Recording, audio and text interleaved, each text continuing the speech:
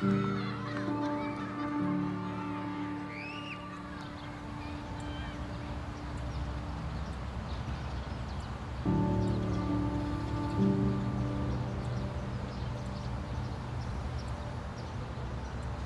initial feeling towards soccer was pure happiness, and that's all I wanted to do. I didn't want to go to school, I didn't want to do anything else, I just wanted to go kick the ball.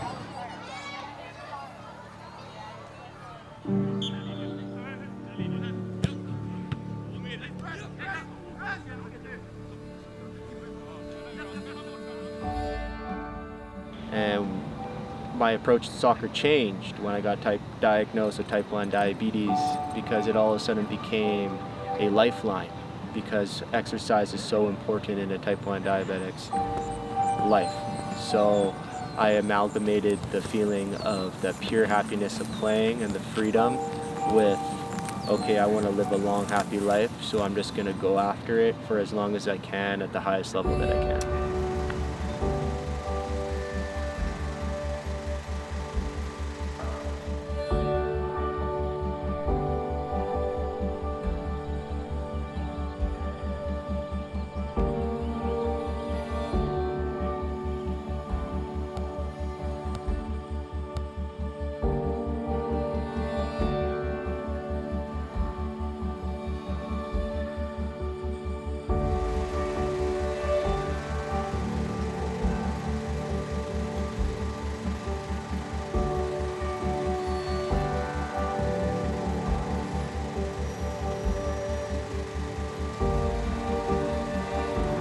My name is Brodi Keefe. I've been playing soccer for 23 years. Played soccer at the amateur level, collegiate level, and trialed professionally in 2 different countries.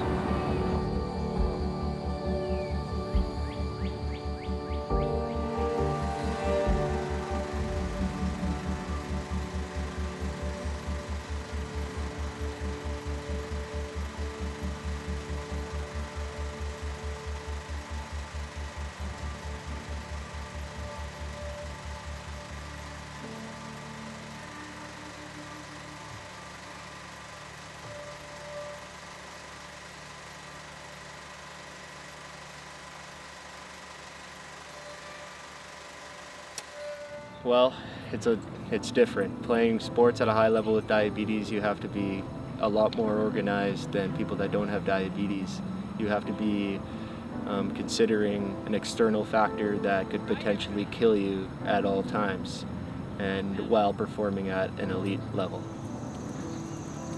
Diabetes have made me hard and has given me a overall great appreciation for life, and it's made me who I am.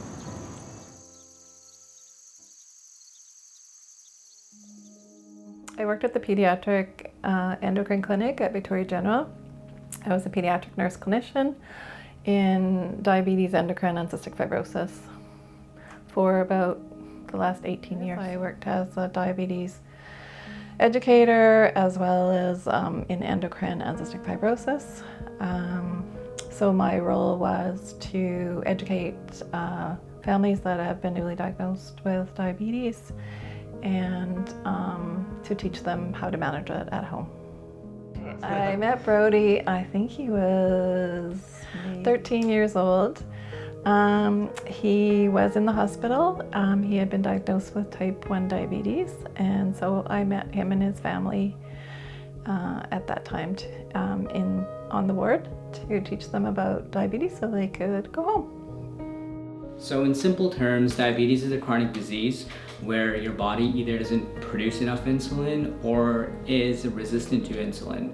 And the problem is that insulin is required for your body to take in glucose. So without insulin being produced or your body being resistant to insulin, what happens is that this glucose doesn't get taken in the body and it's just floating around in your bloodstream. The problem is that your body needs the glucose to use it as energy.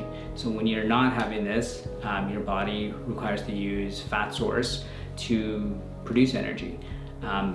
What it can happen is that with too much fat being used as energy, it can build up acid in your body, and that can lead to ketodiabetic acidosis, which is a very extreme condition that can lead to your body shutting down and result in coma and death. In regards to diabetes, there's two types. So type 1 diabetics is the one where your body has no insulin at all. Your pancreas cells are destroyed and your body does not produce any insulin. So this is something that we normally see starting in early age, but it can happen in teens or even in your mid-30s. So your body completely destroys pancreatic cells and cannot produce insulin.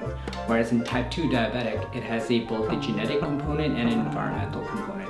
So this is where somebody who's predisposed to getting diabetes might have poor diet and also exercise that can kind of tip the weight, if you think about it, to leading to diabetes, where again that insulin resistance becomes an issue and your body's not able to take in that sugar. So that sugar is just floating around at a high levels in the blood, causing damage to organs. High because insulin is the vehicle that takes glucose from our bloodstream into our cells so we can use it for energy. So it doesn't happen overnight, but it feels like it happens overnight because you don't start showing symptoms of diabetes until your blood sugar gets to a certain level. So as the beta cells get destroyed, the blood sugar levels start going up because there's not enough insulin to take that sugar that we're getting from our food into our bloodstream, because basically our body uses sugar just like a car uses gas, and we can't function without it. So you start getting tired, you start peeing out that extra sugar because that's what your kidney's job is, to get rid of that excess sugar, and that makes you super thirsty. So they usually come in with thirst, peeing a lot, and tired. Those are the first three symptoms. And telling somebody that, so they don't feel like they're super duper sick, but they don't feel well. And telling them that is like giving them a life sentence, even though it's not a death sentence. It's huge. It's a life-changing event. It's chronic. They're a child. All of a sudden their life is changed.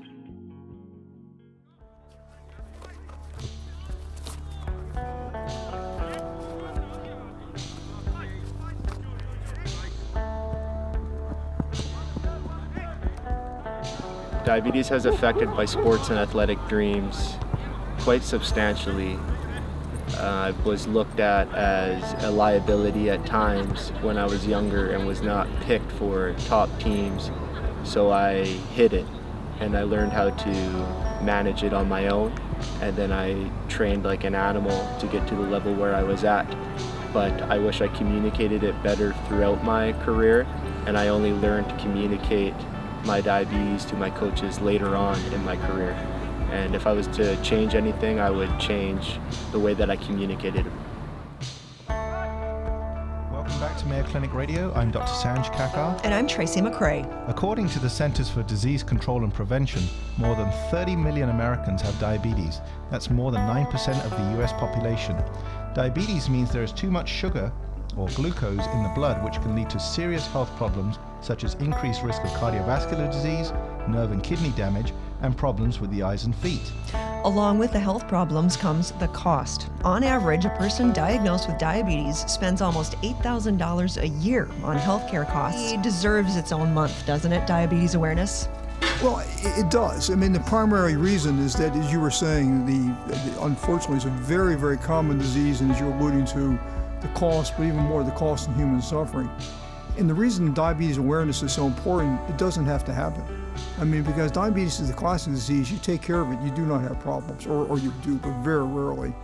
And you don't take care of it, awful things happen. So by being aware, by knowing what you need to do, you can take care of yourself and your loved ones. When I was growing up, diabetic groups and support systems existed. However, there wasn't anything directly connected with soccer, and I didn't really affiliate with the groups that were available to type 1 diabetics, and I kind of had an approach that I could do it on my own and I didn't need it. I wish I approached it differently. I wish I went and I engaged with those groups. And now looking back and reflecting at my journey and looking at what was absent in my journey and what I could have used more, I've jumped in and I've gotten involved with a couple different groups that are sports specific and are helping bring the awareness for type 1 diabetics and support and show kids anything is possible with type 1 diabetes.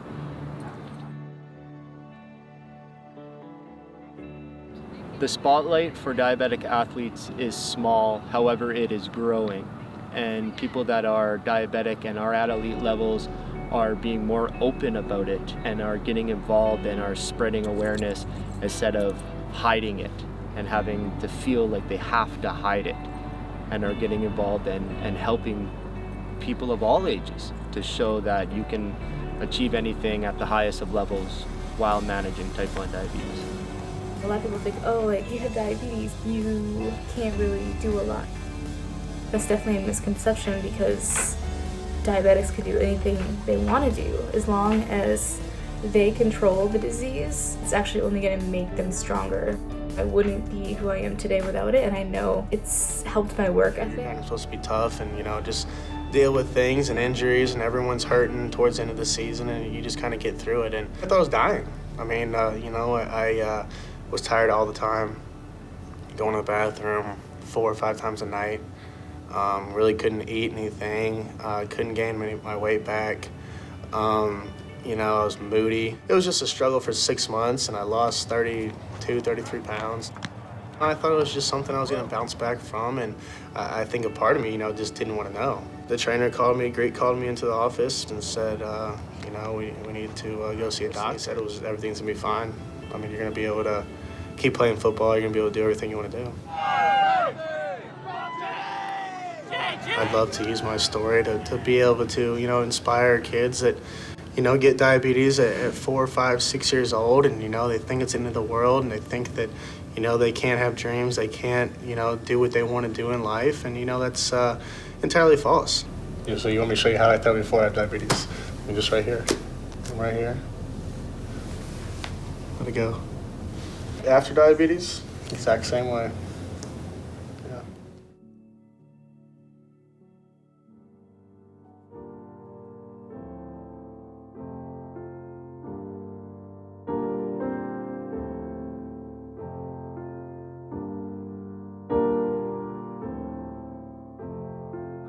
How was it going from not being non-diabetic to diabetic, and how did you have to adapt, and how is it different now in everyday life, and as well as your preparation as an athlete?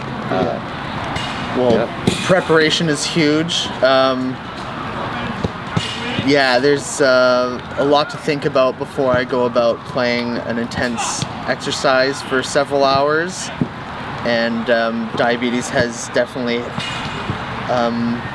had me learn a lot about nutrition and what I should and should not be putting in my body, and how I react to different foods, and that's in turn helped me with my preparation for soccer, and finding a routine for that is definitely necessary.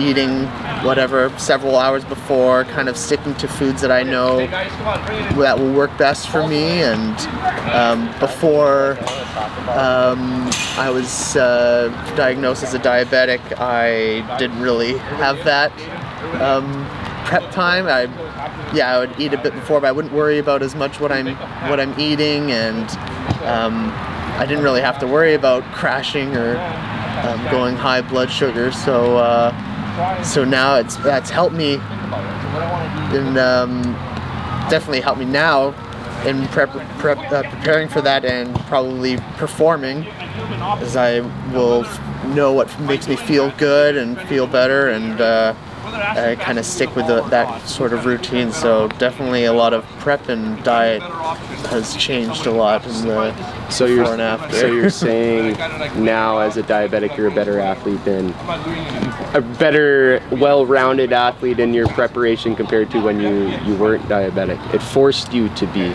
Definitely forced me to be, I didn't want to lag behind. I guess it's a team sport, right? Everyone's got to play their part, and I didn't want to drag anything down from the team, so I would make sure I was always able and willing to go, and which would in turn make me have to prepare in a precise manner, in a timely fashion. Can you feel how exercise can be used as a key management in the disease? Oh, totally. Yeah, it's cool in the sense that we're now able to internally kind of like keep track on how our body is reacting to exercise With the technology that we're we're using. accessible. Some restrictions that athletes with diabetes can have. So think about it. Us who are non-diabetic, we can decide to get up and go and exercise or go for activities, and we don't really think much about it. Somebody with diabetes, specifically type 1 diabetes, they have to make decisions. So if they want to go and exercise or go for some sort of an activity, they have to think about what their glucose level is right now and what they have to prepare for, how long the activity is going to be or how intense it will be. So for athletes, nutrition, training, and recovery is key to becoming a pro athlete, and that's no different for a diabetic athlete. But on top of those things that they have to do, they have to manage their diabetes well enough to perform well. So they have that added on problem where they have to take into account and taking into account of their diabetes and their glucose level before performing their exercise. So it is definitely a lot of restrictions for them. For example, if their glucose is not well controlled, they might not perform well. If they are ill, it might take a little bit longer for them to recover. So there are restrictions for diabetic athletes when it comes down to performance and their training as well. A lot of different stories in regards to communication and telling people I'm diabetic and how coaches' response, how dealing with coaches' responses towards it, and it was tough. And I learned how to do it later on, but like I said, earlier on in my career, I didn't communicate it, I hid it. My coaches knew, but they didn't have to deal with it because I never brought it up. I just took care of myself, showed up, and performed well. And sometimes I wouldn't perform well, and then there would be questions about me, but they would forget that I'm type 1 diabetic at times and never talk to me about it at the university level. At the pro level, there was no conversation. When I went to Thailand, there was no conversation with the coaches because they didn't speak English.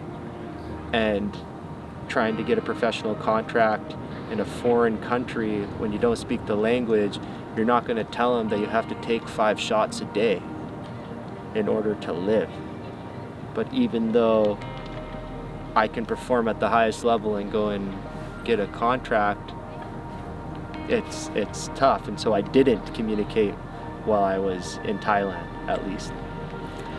The communication towards my teammates have been interesting because since my communication towards my coaches were limited, I needed people to look out for me. So my communication in regards to diabetes was stronger with my teammates because they were with me all the time. So if something happened to me, they would be the ones to save my life. Along the way, I've had lots of support. My main support system has been my family and my close friends.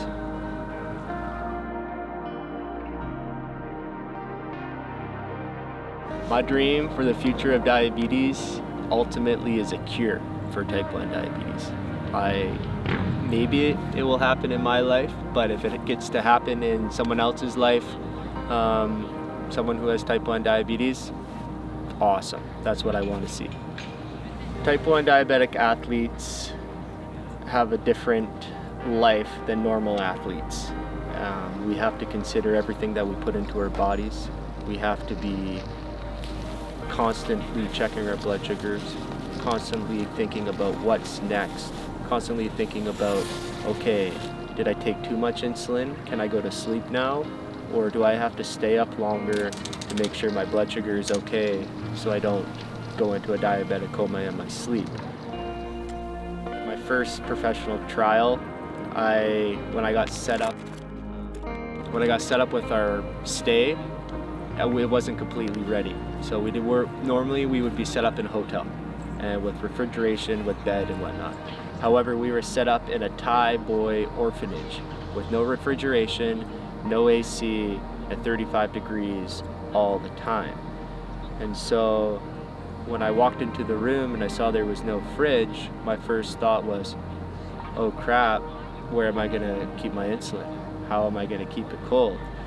And so I would have to walk 2 kilometers a day to go get ice, bring it back, and put my insulin on it, just in order so I can stay alive and try to play professional soccer.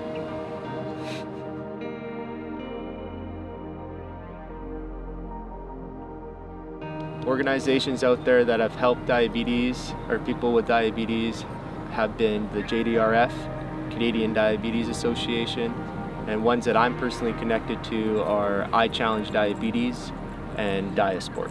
My first memory that I had playing soccer is actually on film, and so I like to watch it to remind myself where my love for the game originated, and reflecting on that moment, and when I play, try to picture that moment, because especially when you're trying to make it a job, you still want to make it fun, right? You need to make it fun or you'll just burn out. So you have that spot where this the divine happiness. My first memory of falling in love with soccer is when I was 3 years old, kicking the ball and with my long wavy hair and running around and chasing it with a big ass smile on my face.